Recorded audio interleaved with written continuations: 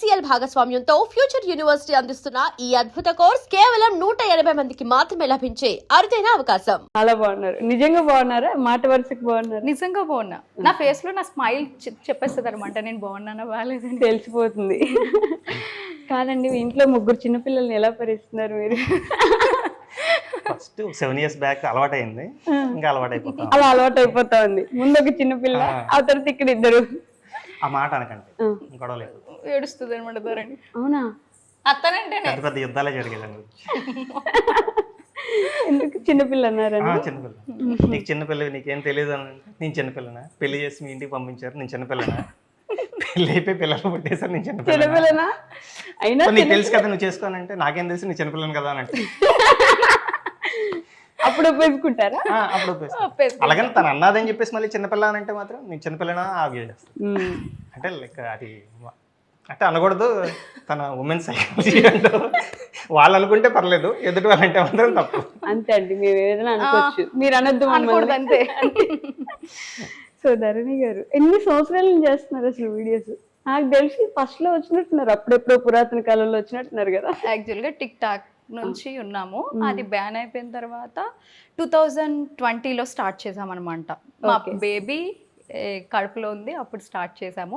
అప్పటి నుంచి ఇప్పుడు 6 years అవుతుంది. 6 years కంటిన్యూగా చేస్తా ఉన్నారు. అబ్బో, అసలు మామూలు జర్నీ కాదు. మీ జర్నీ గురించి ఒకసారి వెనక్కి తిరిగి చూసుకుంటే ఏమనిపిస్తుంది? ఇప్పుడు స్టార్ట్ చేసినప్పుడు ఎలా ఉంది, ఇప్పుడు ఎక్కడ దాకా వచ్చామనేది? అప్పుడా అసలు ఒక పల్లెటూరు అమ్మాయి అలా ఉంటుంది, కనీసం ఏమీ తెలీదు, బయట ప్రపంచమే తెలీదు.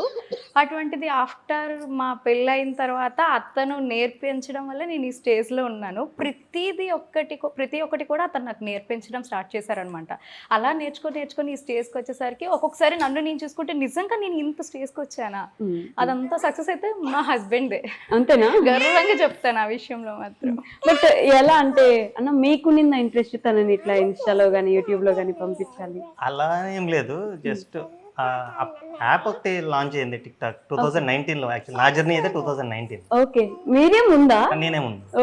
అది జర్నీ స్టార్ట్ అయినప్పుడు సరదాగా అందరూ ఇన్స్టాల్ చేస్తున్నారు కదా, ఇన్స్టాల్ చేసి సరదాగా పెడదాం అని చెప్పేసి ఒక 3 reels పెట్టాం, వైరల్ అయిపోయాయి. ఓకే, ఇంకా వైరల్ అయిపోయేసరికి ఇంకెందుకు ఆగాలని చెప్పేసి జర్నీ ఇంకా కంటిన్యూ చేసుకుంటూ వెళ్ళాం. ఫస్ట్ ఇనిషియల్ స్టేజెస్లో చాలా, ఫస్ట్ ఏమంటాం 3 stages ఉంటాయి. ఫస్ట్ ఇంట్లో గెలవాలి, అవును, తర్వాత ఫ్యామిలీ మెంబర్స్ దగ్గరికి వెళ్ళాలి, తర్వాత సొసైటీని గెలవాలి. ఫస్ట్ అయితే ఫ్యామిలీ మెంబర్స్ ని ఒప్పించాం. లైక్ ఫస్ట్ మనకి ఎందుకు అవసరమా, వీధిలోకి వచ్చి డాన్సులు చేయడం, వాళ్ళు నలుగురు చూసేటట్టు గెంతులు వేయడాలు మనకు అవసరం అని అన్నారు. వాళ్ళకి ఏదో సరదాగా మేము చేసుకుంటాం అని అంటే ఓకే, మీ కష్టం మీ బాధలు మీరు పడండి అని అనేసి. తర్వాత ఫ్యామిలీ మెంబర్స్ ఏమో తనకి లైక్ సిగ్గుందా, ఇంకా ఏవో మాటలు అన్నట్టు, అంత పెద్ద అలాంటివి ఎందుకు, అవి మన ఫ్యామిలీస్ లో ఎప్పుడు లేనివి అవసరమా అని అన్నట్టు. ఇంకా వాళ్ళు సరే, వాళ్ళని కూడా మీరు అనాల్సింది అనుకోండి, మాకు చేయాల్సింది మేము చేసుకుంటూ వెళ్ళిపోతాం. ఈ జర్నీ ఎక్కడికి వెళ్తారో తెలియదు, బట్ మా హ్యాపీనెస్ ని మేము ఆ వీడియోస్ లో చూసుకుంటున్నాం అన్న థాట్ తోటే ఆ జర్నీ స్టార్ట్ అయింది. అలాగే కంటిన్యూ అయ్యింది.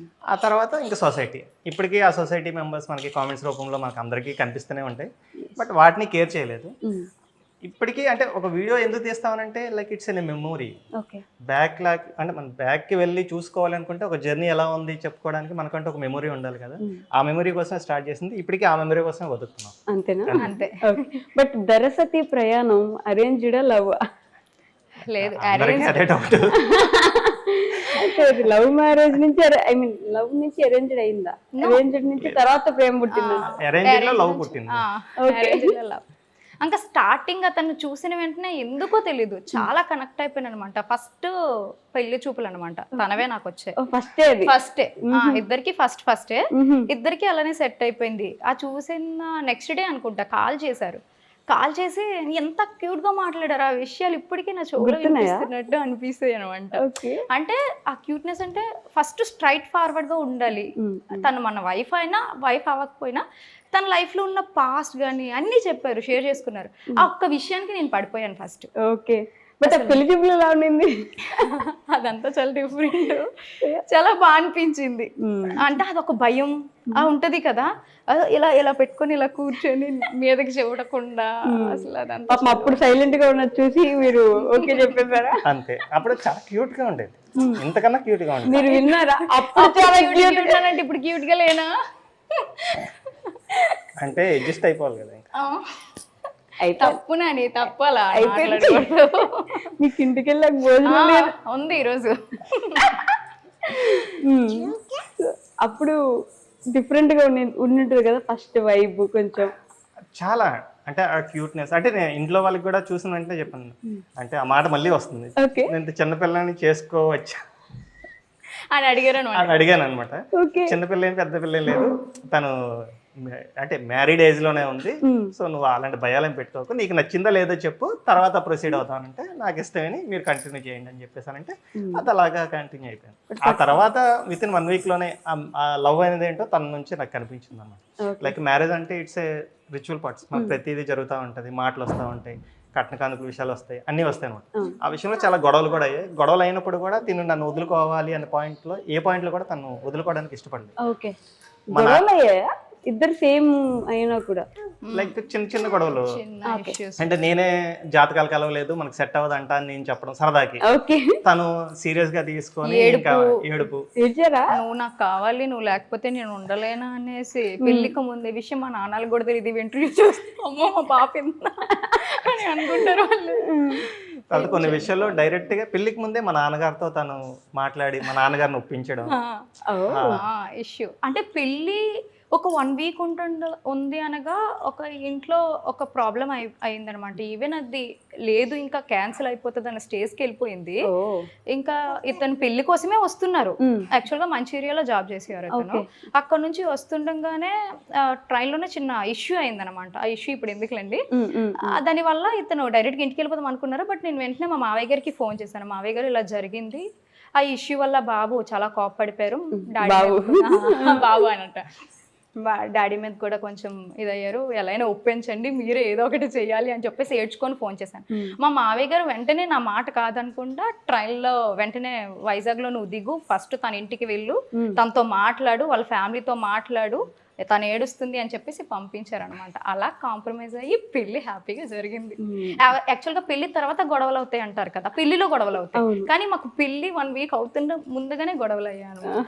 అంటే ఆ జర్నీలో అంటే ఆ పెళ్లి చూపులకున్న మ్యారేజ్ కి మధ్యలో అయిన ఆ గొడవల వల్లే ఈ రోజు ఇంత హ్యాపీగా ఉన్నాం. అప్పుడే అండర్స్టాండింగ్ మాక్సిమం తెలిసిపోయింది. తను నా మీద అంత కేర్ చూపిస్తుంది, ఎంత లవ్ చూపిస్తుంది అనేది నాకు అర్థమైంది. ఇంకా దాన్ని వదులుకోవడానికి ఏ పాయింట్ ఆఫ్ వ్యూలో కూడా నేను ఇష్టపడలేదు. ఓకే సో బట్ అక్కడ మీకు కోపం ఎక్కువ అర్థమై ఉంటుంది కదా, మీకు కోపం ఎక్కువేనా బేసిక్ గా? కొంచెం తనకేనా అడుగుతా? అమ్మో అస్సలు ఓర్పు ఎక్కువ కాదు, కోపం ఎక్కువ అనమాట. ఇప్పుడు టెంపర్ ఫాస్ట్ గా వచ్చేసేది. తను ఏదైనా ఒక 1 to 2 times చెప్తారు, ఆ 2 times లో మనం అర్థం చేసుకున్నామా హ్యాపీ సూపర్ సూపర్ అంటారు, అదే 2 times లో అర్థం చేసుకున్నా వెంటనే రియాక్ట్ అయిపోతారు అనమాట. కానీ అది కూడా ఎక్కువసేపు ఉండదు. నేను మళ్ళీ అలా అయ్యారని చెప్పేసి అలుగుతాను అనమాట. వెంటనే ఒక 1 hour 2 hours లో కూడా మళ్ళీ ఇద్దరు వెళ్ళి మాట్లాడేసుకుంటాం, కలిసిపోతాం, హ్యాపీగా ఉంటాం. పెద్ద ఏం ఇష్యూస్ ఉండవు మా ఇద్దరి మధ్య. మంచి హ్యాపీ మ్యారేజ్ కనిపిస్తుంది మీ ఇద్దరిలో. బట్ చాలా సంవత్సరాలు దాటి ఒకసారి మళ్ళీ నెమరేసుకుంటున్నట్టుంది కదా వెనక్కి మీరు కూడా.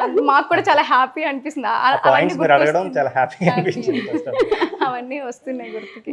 అప్పుడు ఇలా ఒక అమ్మాయి ఉంది, ఇప్పుడు తర్వాత ఇలా జరిగింది, అలా ఏమైనా చెప్పారా? అవునా అవునా అవును అంటే అది ఎవరో ఒకరి ద్వారా తెలిసిపోతుంది. ఓకే అంటే మన పాస్ట్ ని మనం చెప్పుకోవాలి తప్పించి వేరే వాళ్ళ ద్వారా చెప్తే అది వాళ్ళకి తగ్గట్టుగా చెప్పుకోవాలి. నిజమో అబద్ధమో ఫస్ట్ మనం చెప్పేస్తే తనకి నేనేం చెప్పాలనుకున్నదో నేను తెలిసిపోతుంది.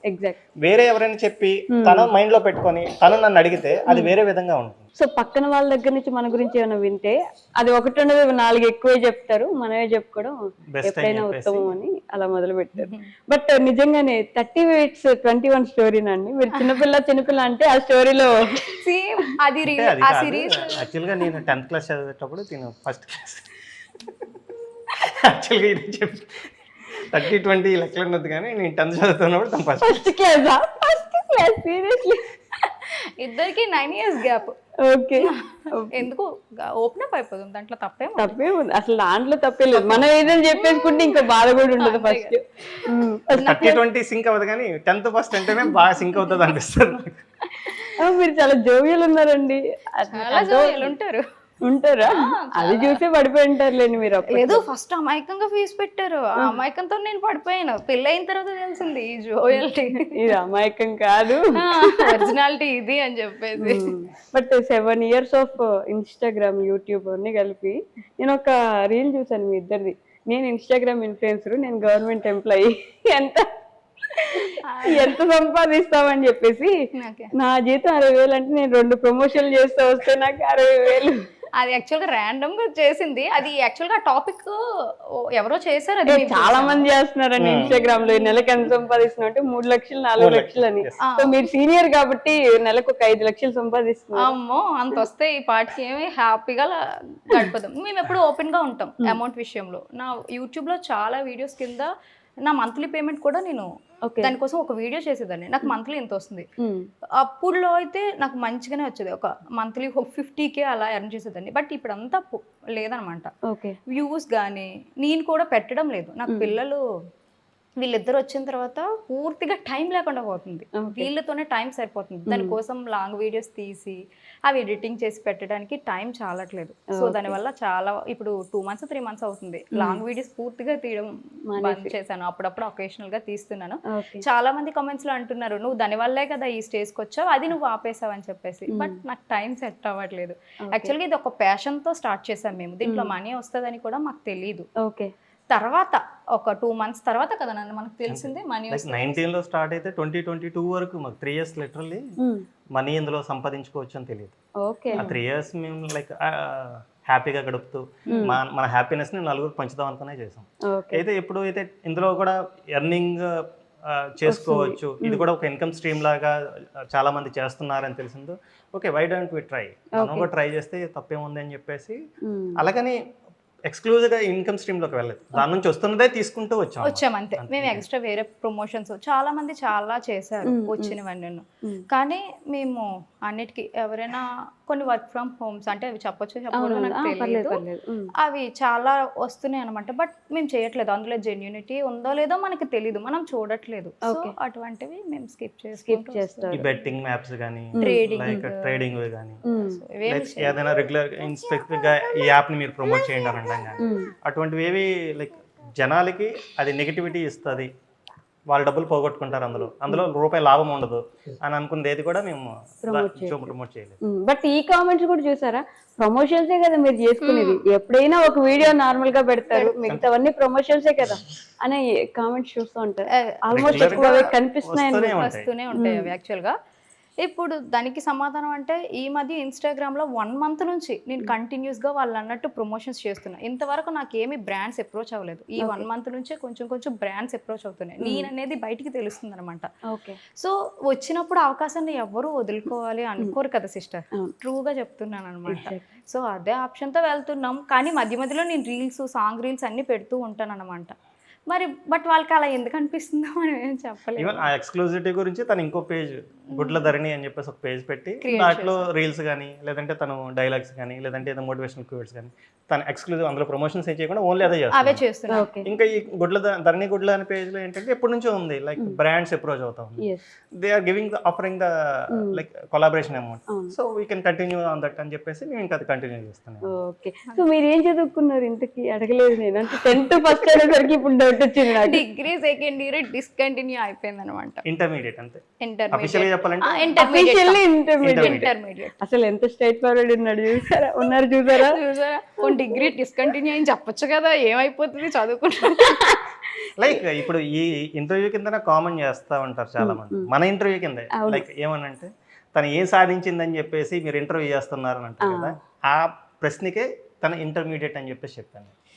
ఎందుకంటే ఒక ఇంటర్మీడియట్ క్వాలిఫై అయిన క్యాండిడేట్ని ఈరోజు పిలిచేసి ఒకరు గుర్తించి ఒకరు ఇంటర్వ్యూ చేస్తున్నారంటే తను ఏం సాధించిందో తెలుసుకోవచ్చు. అంతేగా, అది ఒక మాట చెప్పేస్తుంది అనమాట. ఇంటర్వ్యూ వరకు వచ్చారంటే సాధిస్తేనే పిలుస్తాను కదా. ఇప్పుడు రోడ్ మీద వెళ్ళి అనామకులు నేను పిలవలేను కదా, అంతే కదా ఏదైనా సరే. బట్ ఎందుకు డిస్కంటిన్యూ చేస్తారు? అప్పుడు తను ఓకే ఫస్ట్